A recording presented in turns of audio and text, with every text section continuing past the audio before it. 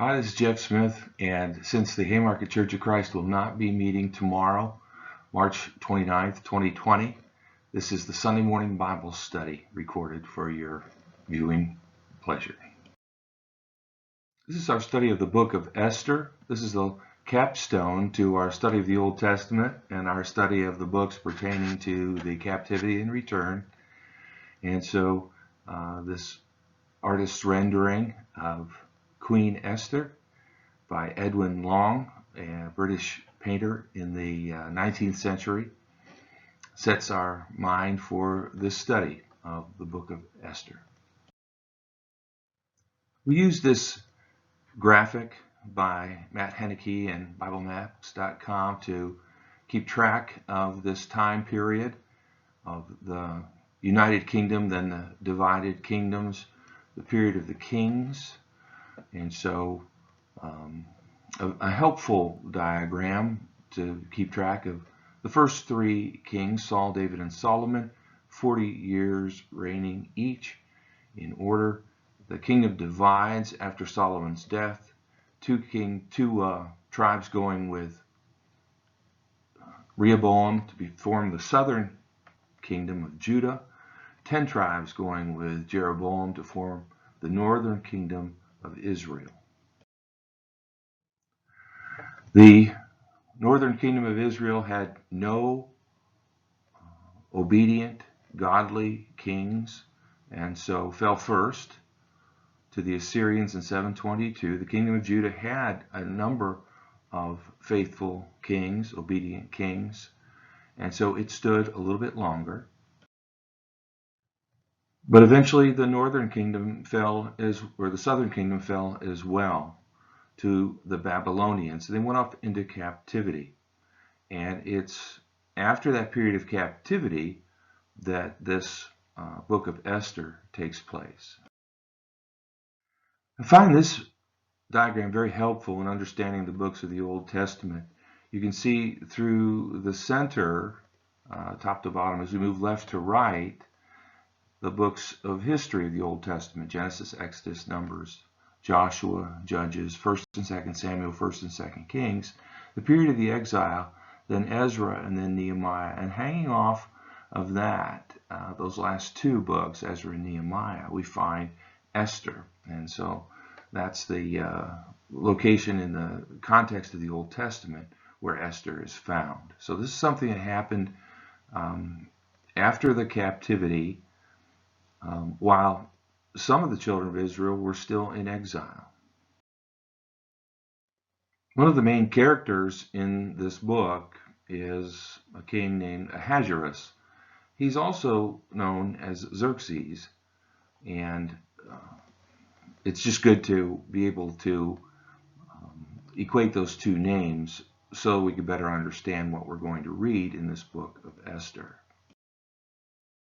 As I proceed through these slides in this lecture, I invite you to have one of three different options in terms of your looking through the Bible, depending on your familiarity with the book. If you're already familiar with the book of Esther, you can just move right through these slides and maybe pausing to refer as necessary, but that'd be the first option. The second one is if you're kind of familiar with it, but maybe not completely familiar with it, or it's been a while, you might want to just stop here and read the whole book of Esther before going through the slides. And the third option, if you've not seen this before, you probably want to turn to the book of Esther and read a chapter at a time, and then we'll discuss that chapter after you've read it. So at this point, if you're doing version number 3 here, stop and find the book of Esther, read the first chapter, and then we'll go on and discuss it. And after the subsequent discussions of each chapter, stop and read the next chapter. As you can see from reading the first chapter of the book of Esther, it begins with very good times in the kingdom.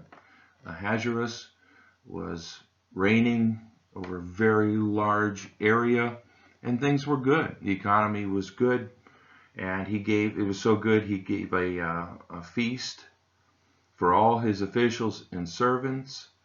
And it went on for 180 days, so half a year of a feast. That's quite the feast. And just all sorts of pomp and circumstance that goes with something like this. And we see also the queen at that time, Vashti, also in verse 9 gave a feast for the women. And so we get the idea that these feasts were segregated. The men had their feast in one place, the women in another. What happens in the next part of the chapter, verses 10 through 22, is got a strange situation here.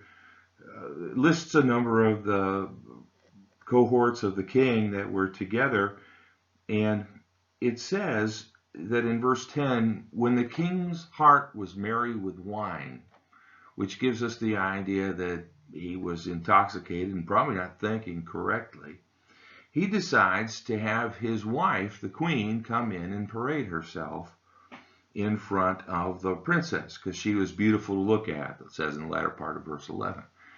So I don't know what he's thinking here, but it seems inappropriate, especially because of Vashti's reaction to it.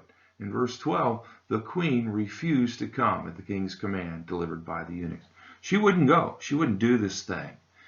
And of course, now we've got a situation where the king, even though he's drunk, he's promised this in front of his friends, and his wife disobeys. And so that puts him in a terrible spot.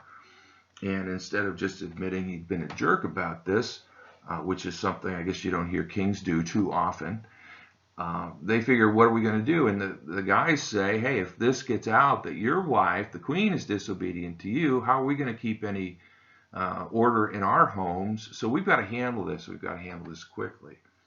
And so they decided to put he decided to put Vashti away and remove her from being queen as a result of her refusing to do what is probably a disgraceful thing. More power to Vashti for her standing up in light of this awful request that her husband makes. But now he needs another queen. And so if it pleased the king in verse 19, and evidently it did, let's look for good candidates for being queen. And so they made that decree, and they went looking for other queens, another queen. Hopefully you've read chapter 2. If not, go ahead and pause and give it a read. The process for finding a new queen is a long and involved process that seems to span the entire kingdom, which we've already said was extensive. And so they're looking for beautiful girls, virgins, to bring them into the harem, to prepare them with a very long process of purifying them, I guess, so they would be worthy to go into the presence of the king. And this is, as part of this, one of the candidates we're introduced to is a beautiful young Jewish girl, although that's not known that she's Jewish, whose name is Hadassah in verse 7. And her other name, Hadassah's other name, is Esther, from which we get the title of the book. And so she's the central character here. And so it goes through the process of how they were purified and all of that. And what would happen, candidate by candidate, in verse 14, in the evening she would go in the morning she returned to the second harem in the custody of Shashgaz, the king's eunuch, who was in charge of the concubines. She wouldn't go to the king again unless he delighted in her and she was summoned by name. So this is the process, I guess. These virgins come to him by night. He keeps them one night. He sends them back. And if he doesn't call for them again, I don't know. They just go off and are kept women, but they are not the queen. But Esther, in verse 16, was taken to the king, and he loved her in verse 17. He loved her more than all the other women that had done this and gone through this process. She won grace and favor in his sight more than everybody else, and he put the royal crown on her head. And she was made queen instead of Vashti. And of course, do something like this, you got to have a feast. And so there's another feast in verse 18. And so good times again in the kingdom with the new queen, Esther. There's a little intrigue in this. Mordecai, to whom we'd already been introduced as a relative that had kind of raised Hadassah or Esther, uncovered a plot against the king, and they investigated and found that it was in fact a real plot. The guilty were punished. Mordecai's deed went into the books that record the history of the kingdom, but it doesn't seem like anything was ever done to reward him for bringing this event or this plan before the king. In chapter 3, we learn of another person in the kingdom, and his name is Haman the Agagite, the son of Hammedatha. He was advanced above all the officials, and the king, in verse 2, commanded that all the king's servants who were gathered at the king's gate bow down and pay homage to Haman whenever they see him. So he's exalted in the kingdom, and the king says everybody ought to bow down to him. But it turns out that Mordecai would not do that. Mordecai, in the latter part of verse 2, would not bow down or pay homage. The king's servants who were at the king's gate said to Mordecai, "Why do you transgress the king's command?"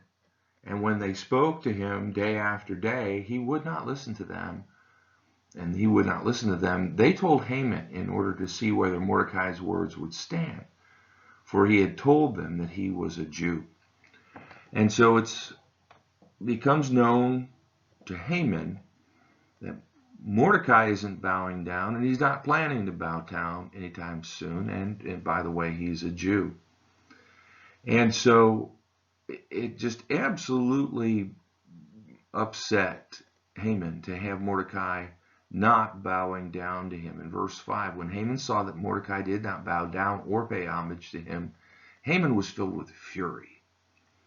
And sometimes the Bible sets things before us without a lot of commentary, without telling us, you should be outraged here, or did you see that, or what do you think of that? But his fury goes to the point where he purposes to destroy not only Mordecai, who's the offender here, but all of the Jews. And we ought to be outraged by this.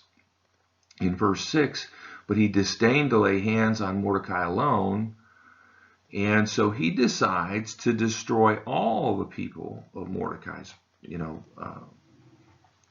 race, I guess you could say, or nation, all the Jews, just to put Mordecai to death. It's bad enough to murder one person, but to murder an entire group just to get one person, I mean, how warped is that, and how crazy is that? But Haman figures he's in a position to do something like this, and so he conspires a plan. He comes up with a plan to do this, and he goes to the king in verse 8, and he says, you know what, there's a certain people, and they're scattered abroad and dispersed among your provinces, and their laws are different from those of every other people. They do not keep the king's laws, so that it is not to the king's profit to tolerate them. Of course, now, there was a group of people, they were dispersed in the provinces, but in terms of whether they were obedient or not, Mordecai was superlatively, I mean, just amazingly obedient in that he uncovered a plot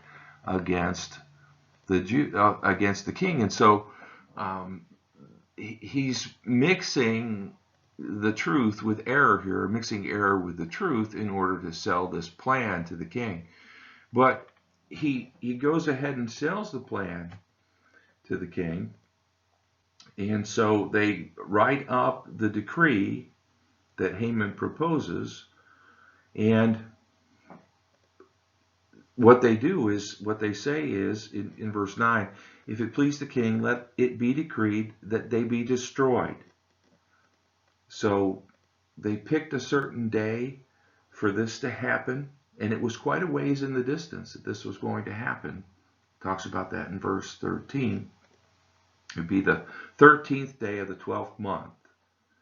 And then you could kill these people and you could take all their stuff, is basically the idea. And they took this decree and they sent it through all the provinces, translated it first into all the different languages represented by all the provinces of the kingdom. And then Haman and the king were happy in verse 15. But everybody that received this decree was confused. Why in the world would you do such a thing? And they can't understand the hatred behind this. In chapter 4, Mordecai learns of this decree against his people that's going to destroy him and all his people. And he grieves in a very open way. He puts on sackcloth and ashes and cries out with a bitter cry in the midst of the city. Of course, Esther loves him and cares for him, and when she hears that he's doing this, she wants him to stop. In verse 4, she sent garments, probably clean and untorn garments, to him so that he could snap out of it and look regular again.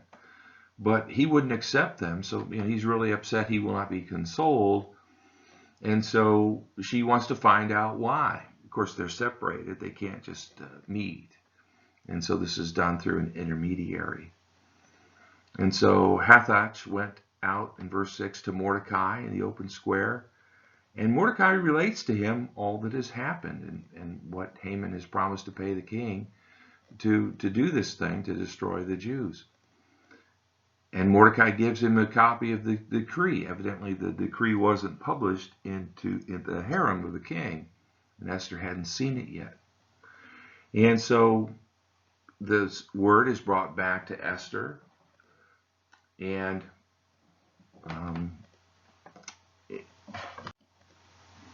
in verse 8, Mordecai commands Esther to go to the king and beg his favor and plead with him on behalf of their people. Go talk to the king and straighten this out, or we're all going to die.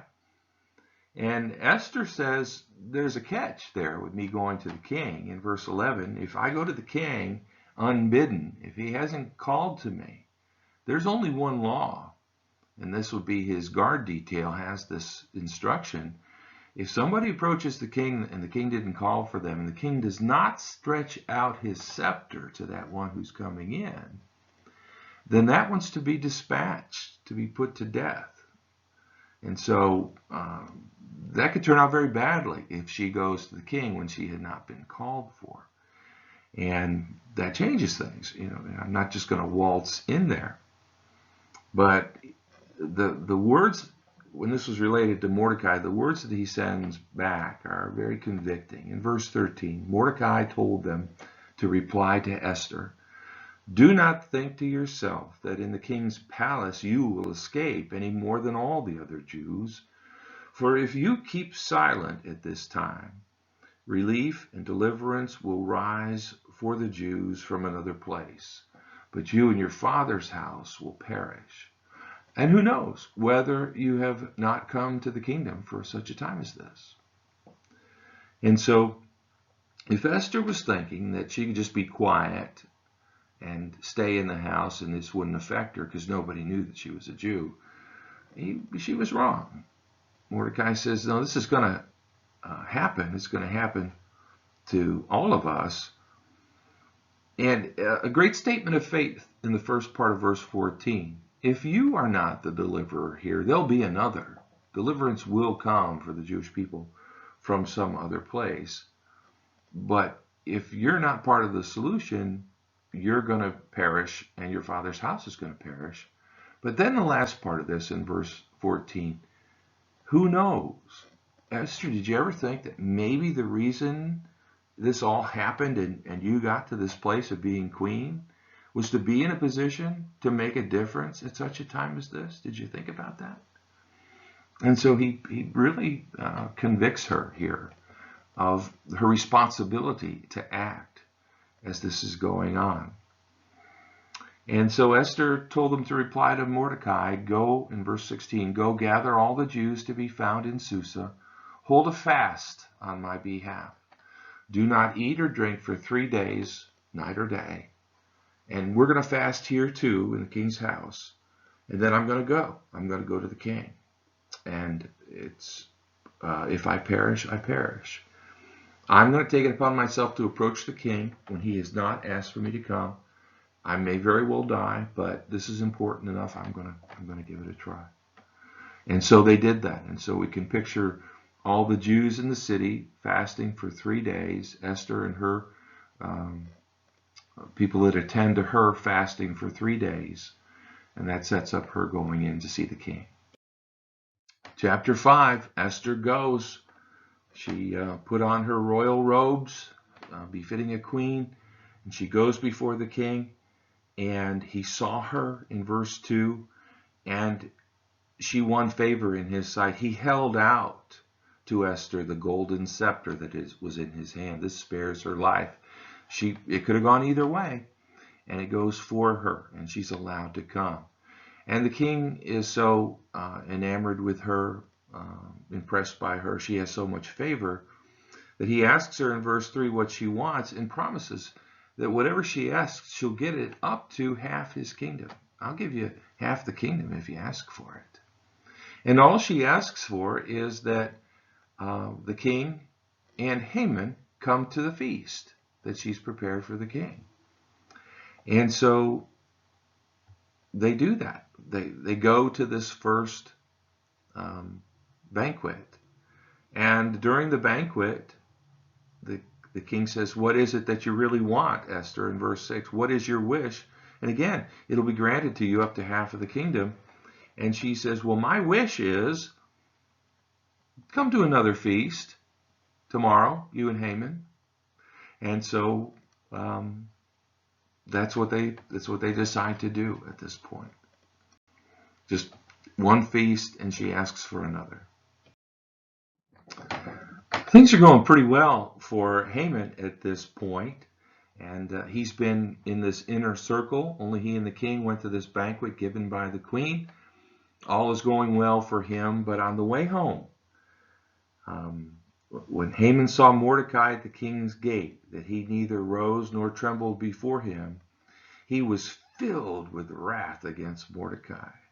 But he restrained himself, and he went home, and he got his wife and his friends around him. And he goes on and recites all of these blessings that he is enjoying. But and even being able to go to this feast with just the king and the queen and him. In verse 13, though, the depths of how this bothers him, this thing with Mordecai not bowing. Yet all this is worth nothing to me as long as I see Mordecai the Jew sitting at the king's gates. And so his wife and all his friends say to him, why don't you build a gallows 50 cubits high? And we understand a cubit is 1.5 feet. So 75 feet high. Build one of these things and have Mordecai hanged on it. And then just go to the feast and everything's going to be great. And so that's this plan. And again, where's our outrage that they could conceive? Well, Haman could say, well, I'm going to kill him in a couple of months anyway when this decree goes into effect. But no, why don't we kill him now? Why don't we build a gallows and hang him there? And his friends suggest that, and he thinks that's a great idea. If you're doing some sort of a movie production of this, in the background of this scenario in chapter 6, you'd hear the carpenters sawing and hammering the wood to put it together, or however they assembled the gallows back in that day. And this is all happening, but for some reason, in verse 1, it says the king Ahasuerus couldn't sleep that night. And so what do you do? Well, what he did this night was get out the book that's recorded in which are recorded the history of the kingdom, the different events of note in the kingdom, and they just read that to him because he can't sleep. He's got insomnia, and that seems like the cure or the thing to do. And so he comes across this mention of how Mordecai had revealed the plot of these two eunuchs. And in verse 3, he asks, what honor or distinction has been bestowed on Mordecai for this? And they look and they say, well, we didn't do anything for him.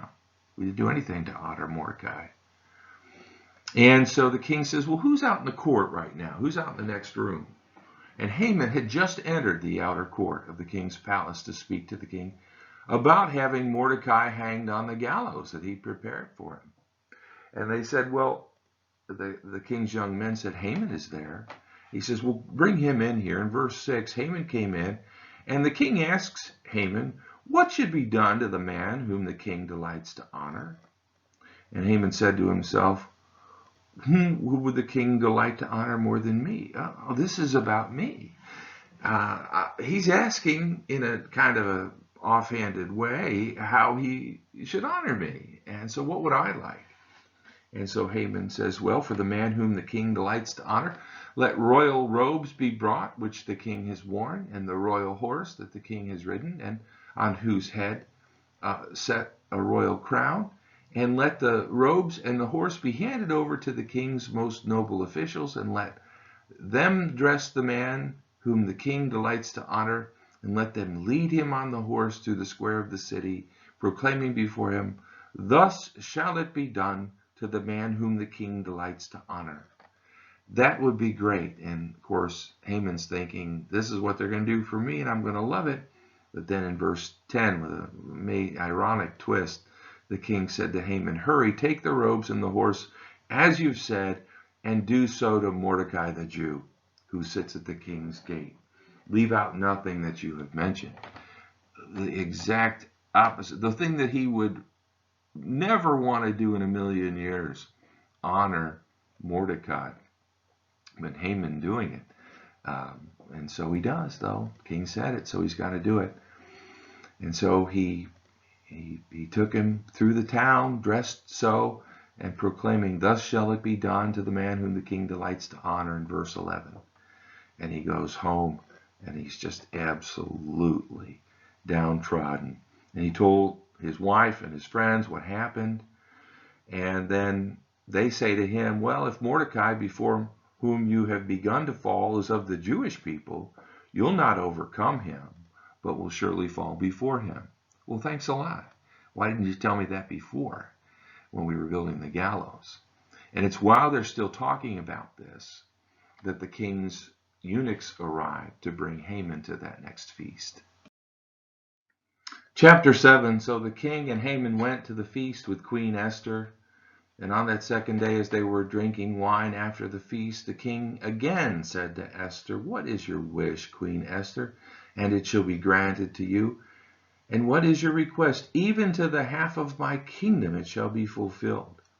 And Queen Esther answered, if I have found favor in your sight, O king, and if it please the king, let my life be granted me for my wish, and my people for my request. What's your request? Well, I'd like to live, and I'd like my people to live too. And that must have sounded odd coming to the king's ears, because I'm sure he made no connection that when Haman set this plot up months before, that it was going to fall upon the queen as well. They hadn't made the connection. The fact that she was a Jew hadn't been revealed. In verse 4, she goes on to explain, for we have been sold, I and my people, to be destroyed, to be killed, to be annihilated. So, we're set to be slaughtered, all of us. And if we had been sold merely as slaves, men and women, I would have been silent, for our affliction is not to be compared with the loss to the king. If we were sold into slavery, you'd still get the benefit from all the good that we do you. But if you kill us, you've lost so much, because we're of great value, and the service that we can provide is of great value. And so the king said to Queen Esther, who is he? Where is he who's dared to do this? Where does this come from? And Esther said, a foe, an enemy, this wicked Haman. And Haman was terrified before the king and the queen. And the king, being so emotionally, confronted or accosted by this idea, at this point arose in his wrath from the wine drinking and went into the palace garden. I need some fresh air to think about this. But Haman stayed, and he begs for his life from Queen Esther, because he saw how it was coming against him.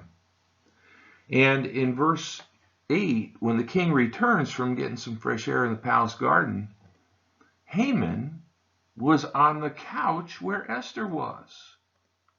And so he had gone way too far. He had come way too close to the queen in his pleading for his life, and it outrages the king. King Ahasuerus, and he says, will he even assault my queen, the queen, in my presence, in my own house? And as the word left the mouth of the king, they covered Haman's face. Then Harbona, one of the eunuchs in attendance of the king, said, by the way, Haman's just built a gallows 50 cubits high in front of his house. He was going to hang Mordecai on it. And the king says, we'll hang him on it. And so that's the end of Haman. They hang him on the gallows that he had prepared for Mordecai. So evil Haman is out of the way, but that decree that he kind of slipped by, I guess we could say, the king, and got on the books, is still on the books. And so it's still on that appointed day, in the 12th month, the 13th day, the destruction was going to come upon the Jews. And so, again, Queen Esther approaches the king. By the way, in chapter 8, verse 1, the king gave to Esther all of Haman's house. He just, everything that was his was now given to Esther. And it was divulged the relationship between Esther and Mordecai, so Mordecai gets favor. And so the king authorizes Mordecai to do what he can, and the queen begs in verse 3 that that evil edict is removed, taken off the books. But the hitch is in verse 8, the latter part of verse 8, an edict written in the name of the king and sealed with the king's ring cannot be revoked. So now that that law is on the books, we can't get it off the books. And so what in the world do you do? How do you get around this evil that Haman has purposed and is surviving him? And so Mordecai figures it out, and he writes an edict in verse 11 saying that the king allowed the Jews who were in every city to gather to defend their lives, to destroy, to kill, to annihilate any armed force or any people that might attack them. Anybody that tries to attack the Jews, they can fight back. And the king allows them to fight back. So this is the defense against that evil edict. And so pretty sly, pretty interesting in how they did that. And so they, as they had taken that decree out to the folks, sent it through the provinces before, they send this new one out as well. And in verse 16, the Jews had light and gladness and joy and honor. And so now there's hope among the Jewish people. And so we get to the day that had arrived when the children of Israel would be attacked by this edict, and the day now when they're empowered to fight back. And so how does it go? Well, people did rise up to attack them, but in verse 5, the Jews struck all their enemies with the sword, killing and destroying them, and did as they pleased to those who hated them. In Susa, the capital city, the Jews killed and destroyed 500 men. And they also had the ability to take their possessions of the ones that they killed. But in verse 10 it says, in verse 10 before that it says that some of the ones that rose up to assault the Jews, to kill the Jews, were the 10 sons of Haman. And so the Jews were even successful in killing them, but they didn't take any plunder from them. And so after this report comes to the king in verse 12, he says, what else do you want? And she says in verse 13, asks, if it please the king, let the Jews who are in Susa be allowed tomorrow also to do according to this day's edict. And then let the 10 sons of Haman be hanged on the gallows. And I guess since they'd already been killed, that this is just a sign to hang the dead bodies up there. And so they do that. And there's another attack. I guess Esther anticipated this on the next day. And they defend themselves the next day. And 300 men are killed, but they didn't take any plunder in verse 15. And so it went through the provinces. We've recorded what happened in the capital city, but it went that way out in the country too. In verse 16, they killed 75,000 of those who hated them, but they didn't take any plunder. So this wasn't about stuff. It's just about defending their lives. And so they made it a great day of rejoicing on the next day. And so this thing gets published, and they decide that this was such a great deliverance, it should be remembered and commemorated year after year. And so that's what they do. And they called this the Feast of Purim, after the term pure. And they said in verse 28 that these days should be remembered and kept throughout every generation, every clan, province, and city. These days of Purim should never fall into disuse among the Jews. The idea that they should continually practice these. Just a real quick note here, wrapping up this last chapter of the book. The king Ahasuerus imposed tax on the land and on the coastlands of the sea, and all the acts of his power and might, and the full account of the high honor of Mordecai, to which the king advanced him, are they not written in the book of the Chronicles of the kings of Media and Persia? For Mordecai the Jew was second in rank to King Ahasuerus, and he was great among the Jews and popular with a multitude of his brothers, for he sought the welfare of his people and spoke peace to all his people. And so a great way for him to be remembered. And that closes the story of the book of Esther. But I wonder, did you notice, as we were going through that book, that nowhere in the book of Esther is there a miracle? There's nothing miraculous in this book. Did you also notice that nowhere in the book of Esther there is a mention of God? Nowhere in the book of Esther is God mentioned. And by the way, this is the only book in the Bible that does not mention God by name. But God's in there. God's in there for sure.